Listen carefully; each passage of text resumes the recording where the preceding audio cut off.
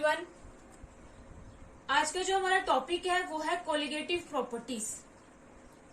Last time हमने discuss किया था आइडियल सॉल्यूशंस कौन से होते हैं, नॉन आइडियल सॉल्यूशन कौन से होते हैं। तो आज हम पढ़ेंगे कोलिगेटिव प्रॉपर्टीज क्या होती है। तो हमारे पास जो सॉल्यूशन होता है, कोई भी अगर हमारे पास सॉल्यूशन है उसकी कुछ प्रॉपर्टीज होती हैं। कोई भी सॉल्यूशन जो होता है उसमें कुछ प्रॉपर्टीज होती हैं और सॉल्यूशन की वो वाली properties, the properties of the solution which depends upon the number of moles of solute particles but not on the nature of solute are called colligative properties. Solution की वो वाली प्रॉपर्टीज जो डिपेंड करेंगी हमारे पास number of moles of solute पे depend करेगी, number of moles of solute पे डिपेंड करेगी, सोल्यूट की कंसंट्रेशन पे डिपेंड करेगी, लेकिन उसके नेचर पे डिपेंड नहीं करेंगी। तो उन प्रॉपर्टीज को हम क्या बोलते हैं? Colligative properties. उन प्रॉपर्टीज को क्या हम बोलते हैं? क्या है वो? कोलिगेटिव प्रॉपर्टीज हैं। तो सोल्यूट पार्टिकल्स वो मॉलिक्यूल्स भी हो सकते हैं, आयंस भी हो सकते हैं और एटम भी हो सकते हैं। तो वो प्रॉपर्टीज सॉल्यूशन की जो सिर्फ क्या करेगी? डिपेंड करेगी number of moles of particles पे डिपेंड करेगी, लेकिन नेचर ऑफ सोल्यूट के ऊपर डिपेंड नहीं करेगी। ऐसी प्रॉपर्टीज को हम क्या बोलते हैं? Colligative properties. कोलिगेटिव जो है एक लैटिन वर्ड है जिसका मतलब क्या होता है? को का मतलब होता है टुगेदर और लिगे का मतलब होता है टू बॉइंड। मतलब ये है कि कोलिगेटिव का मतलब होता है कि साथ में लेकर आना, जोड़ के रखना। अब जो है कोलिगेटिव प्रॉपर्टीज को हम डेमोक्रेटिक प्रॉपर्टीज भी बोलते हैं। इन कोलिगेटिव प्रॉपर्टीज को हम डेमोक्रेटिक प्रॉपर्टीज भी बोलते हैं।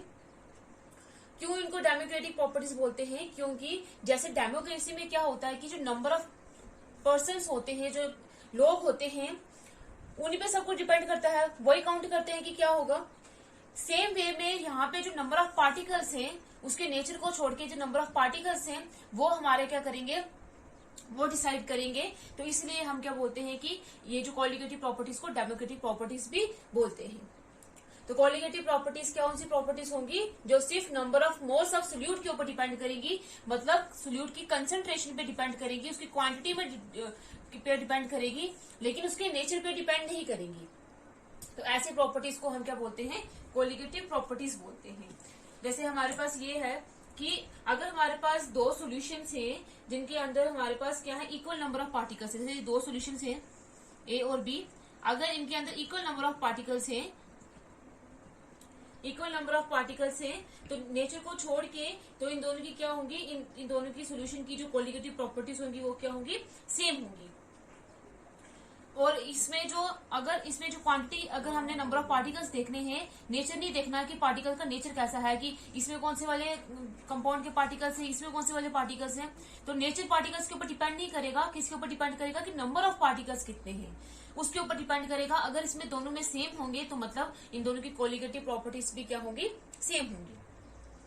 तो सोल्यूशन की हम कोई भी प्रॉपर्टी लेते हैं, फॉर एग्जाम्पल हम बॉइलिंग पॉइंट लेते हैं। किसी भी सॉल्यूशन का क्या लेते हैं? बॉइलिंग पॉइंट लेते हैं। अगर हमने यहाँ पे जो है ये हमने सॉल्यूशन इसमें है सॉल्यूशन, इस बीकर में हमने क्या रखा हुआ है? सॉल्यूशन। तो पहले इसमें हमने क्या था? सॉल्वेंट भी था। सॉल्यूशन के अंदर दो कंपोनेंट्स होते हैं, सॉल्वेंट भी होता है और सोल्यूट भी होता है। तो सॉल्वेंट हमेशा लार्जर क्वांटिटी में होता है और सोल्यूट हमेशा लेसर क्वांटिटी में होता है। तो पहले सॉल्यूशन में ये था, तो ये सॉल्यूशन बना हुआ था, तो ये पर्टिकुलर टेम्परेचर पे ये बॉईल हो रहा था। लेकिन अब अगर हम क्या करते हैं, इसके अंदर और सोल्यूट के पार्टिकल्स ऐड करते हैं। पहले सोल्यूट के पार्टिकल्स इसमें कम थे, अब इसमें हमने और सोल्यूट के पार्टिकल्स जो क्या किए? ऐड करें, एक्स्ट्रा सोल्यूट के पार्टिकल्स ऐड करें। तो अब जो है इसका बॉइलिंग पॉइंट जो होगा वो चेंज हो जाएगा, क्योंकि हमने क्या किया है? अब एक्स्ट्रा सोल्यूट के पार्टिकल्स डाले हैं। डिक्रीज होगा, इंक्रीज होगा, वो हम बात नहीं कर रहे। सिर्फ क्या होगा? इसका बॉइलिंग पॉइंट जो होगा चेंज होगा जब हमने क्या किया है? इसमें सोल्यूट के पार्टिकल्स को, सोल्यूट की क्वांटिटी को इंक्रीज करा है। तो बॉइलिंग पॉइंट कभी भी चेंज होगा अगर हम इसको सोल्यूट के पार्टिकल्स को कम करेंगे। इसमें सोल्यूट के पार्टिकल्स को कम करेंगे, बॉइलिंग पॉइंट तभी भी क्या होगा? चेंज होगा।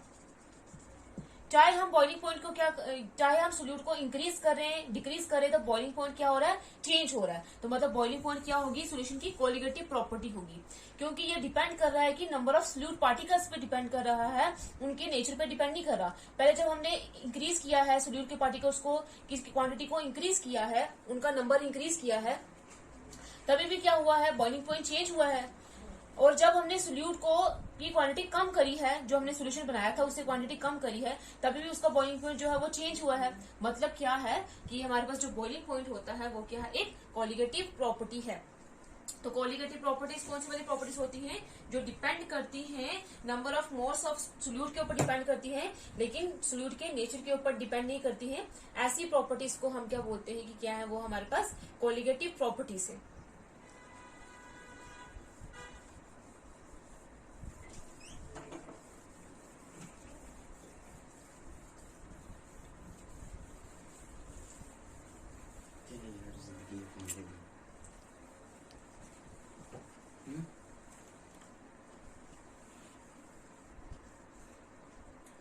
तो ये जो कोलिगेटिव प्रॉपर्टीज होती हैं, ये हमारे पास 4 टाइप्स की होती है।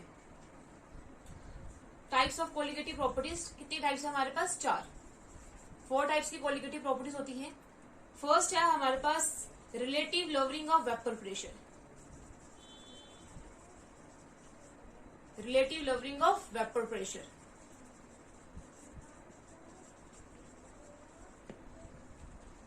सेकेंड है हमारे पास elevation in boiling point, elevation in boiling point. Third है हमारे पास depression in freezing point, depression is freezing point.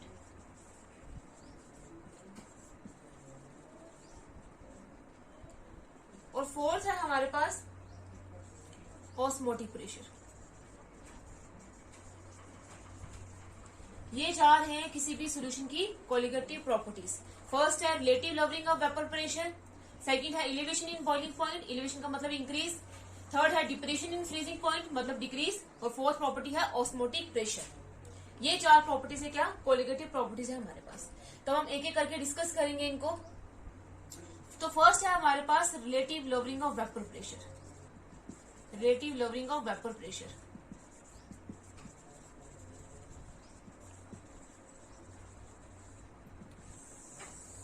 तो इसको एज अ कोलिगेटिव प्रॉपर्टी हम बाद में डिस्कस करेंगे, पहले हम देखेंगे कि ये relative lowering of vapour pressure क्या होता है। तो जब हम क्या करेंगे, हमने ये देखा था कि जो इक्विलिब्रियम जब आता है, एट इक्विलिब्रियम जो प्रेशर एक्सर्ट करते हैं, pressure exerted by the vapours on the surface of liquid at a particular temperature is called vapor pressure। तो वेपर प्रेशर पहले हम देखेंगे कि वेपर प्रेशर क्या होता है। तो इक्विलिब्रियम में, जब इक्विलिब्रियम में जो प्रेशर एक्सर्ट करते हैं वेपर्स लिक्विड के सरफेस में, उसी को हम क्या पर्टिकुलर टेम्परेचर में, उसी को हम क्या बोलते हैं, उसका क्या है वो वेपर प्रेशर है। वेपर प्रेशर हमारे पास क्या होता है, at equilibrium pressure exerted by the vapours on the surface of liquid at a particular temperature is called vapour pressure. जैसे हमारे पास एक लिक्विड था यहाँ पे, तो पहले ये सॉल्यूशन था, तो उसके बाद जब हमने इसको एवेपोरेट होने दिया तो ये गैसेस फॉर्म में चेंज हो जाएगा, वेपर्स फॉर्म में चेंज हो जाएगा, तो ये आगे इसके वेपर फेज।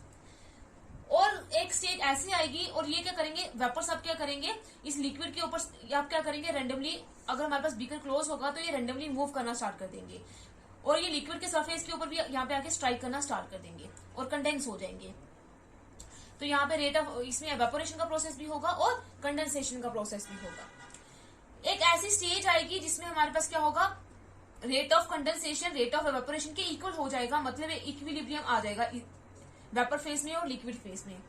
इस इक्विलिब्रियम की स्टेज पे जो ये प्रेशर वेपर्स एक्सर्ट करेंगे इस लिक्विड के सरफेस पे, इसी को हम क्या बोलते हैं, उसका क्या है वो वेपर प्रेशर है।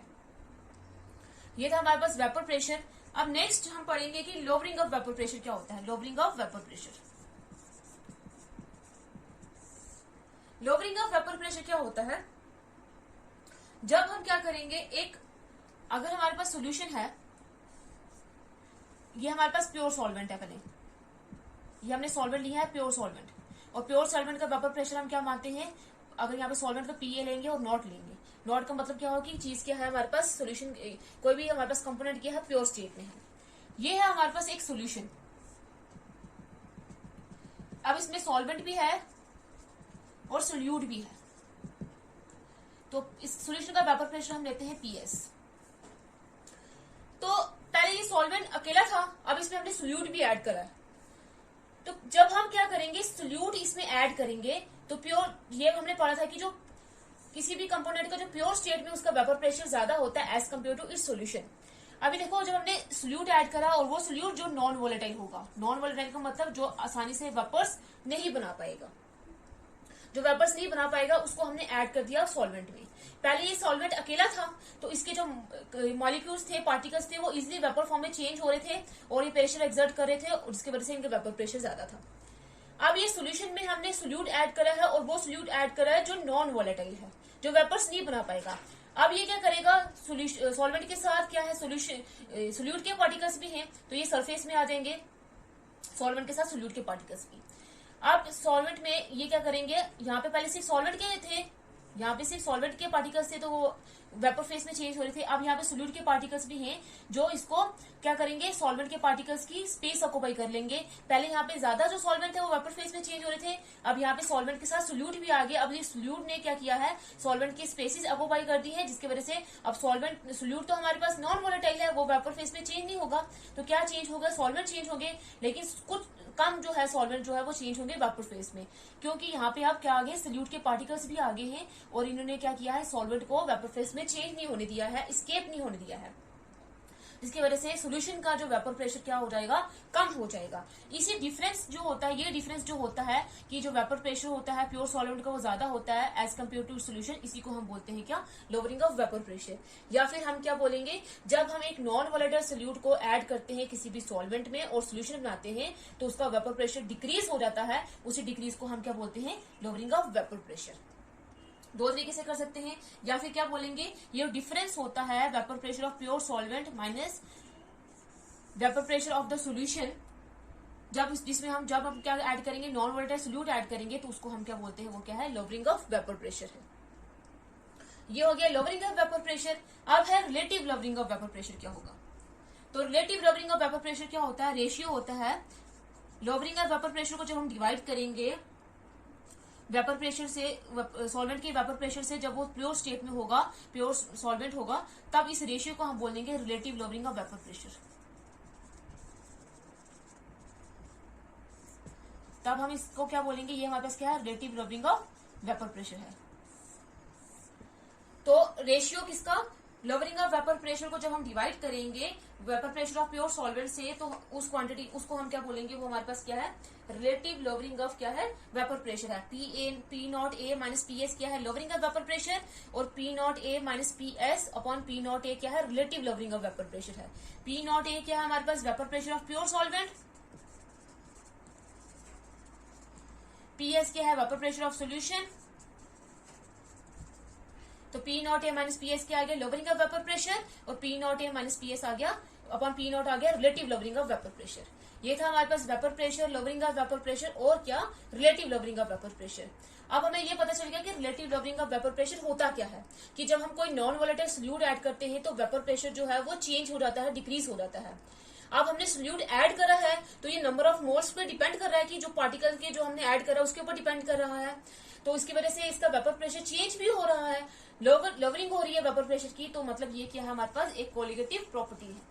तो हम इसको डिस्कस करेंगे बाद में कि ये जो relative lowering of vapour pressure कैसे एक कोलिगेटिव प्रॉपर्टी है, तो फर्दर यहाँ वो हम करेंगे नेक्स्ट लेक्चर में कि relative lowering of vapour pressure क्या होता है, इसको एज ए कोलिगेटिव प्रॉपर्टी क्यों मानते हैं। यहाँ तक हम ये भी कंक्लूड करेंगे कि वेपर प्रेशर क्या होता है, ये हमने देखा, लोअरिंग ऑफ वेपर प्रेशर क्या होता है और relative lowering of vapour pressure क्या होता है।